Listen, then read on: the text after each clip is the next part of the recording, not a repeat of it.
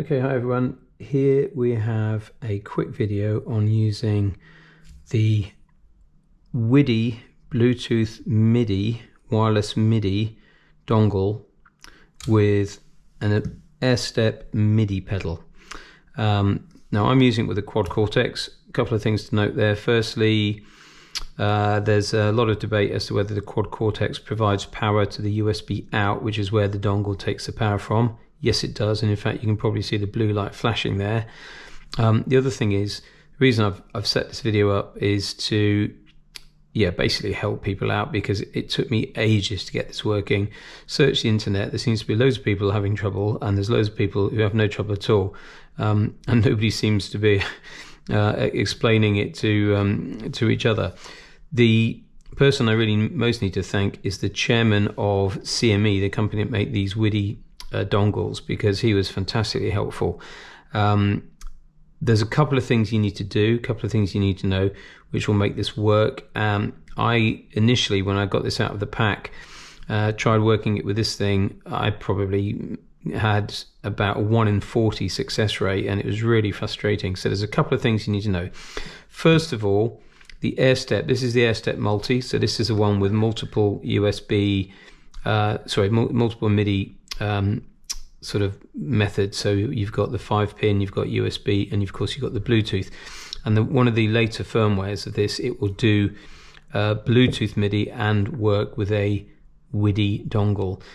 First thing you need to do, this company, this is a great product, but it can be quite hard to try and sort of understand their communication. They're based in China, so I'm assuming English isn't the first language, but a lot of the communication for them is quite hard to sort of work out, and the manual itself is quite complicated. And there's a number of things you only find out about after exchanging about 10 emails with them. So the first thing you need to do in order to make this work with the WIDI is turn Bluetooth host mode off. Now, the way you do this is buried away somewhere in the manual, but you can probably Google it. With the device turned off, so the Airstep's turned off, you have to press and hold foot switch 2 and turn it on. Now you see there that the light flashed blue. That means that the the Bluetooth host mode is turned on. Is turned off.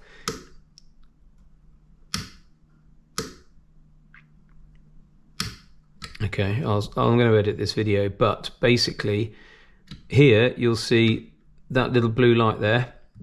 Watch it flash. It flashed blue. That means Bluetooth host mode is off. If it flashes green, and it's a very quick green flash, you'll have to look carefully, that means Bluetooth host mode is on, and it won't work with this. So I'm going to turn that back off again. So that's Bluetooth host mode off. Now what should happen is eventually this light will turn turquoise. So another thing to try and understand is that, and I'll post a screenshot with this as well, in the app for this must be an auto, which in brackets means it will connect with all Bluetooth low energy devices. And the other interesting thing is that this thing is the peripheral. To me, that seemed the wrong way around. I thought this would be the controller and that the WIDI would be the peripheral, but it's actually the other way around. So in the settings for this, you go to auto for the two options. One is auto connect to all BLE devices, Bluetooth low energy devices. The other is to set it as a peripheral. You want that set to auto. The host mode of this is off, so that becomes a peripheral. And you can now see that that's got a turquoise light. Now look what happens if obviously there's no cables. If I now set this up, so that's preset 4, which I've got set to control the Quad Cortex, you'll now see the screen changing as I send wireless MIDI messages to the Quad Cortex. That I think is about it. Oh, there's one more thing actually. You need to, within the WIDI app, you need to set auto groups, but again, I'll add a screenshot of that and instructions in the video. I hope that helps. It was a long, frustrating process for me to try and get this working. It drove me nuts, actually. But we got there in the end, and now it is pretty reliable. It's pretty consistent. One last thing, actually, sorry, I should have mentioned.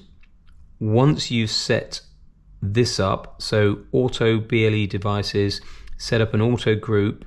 When you get the turquoise light, you press and hold that button for a second. Don't hold it for 3 seconds because that will do a factory reset. Hold it for a second and let go, and that will save those settings into the memory of this. So now I don't need to do anything when I just turn the two devices on. Hope that helps, guys. Have fun, and we'll see you next time.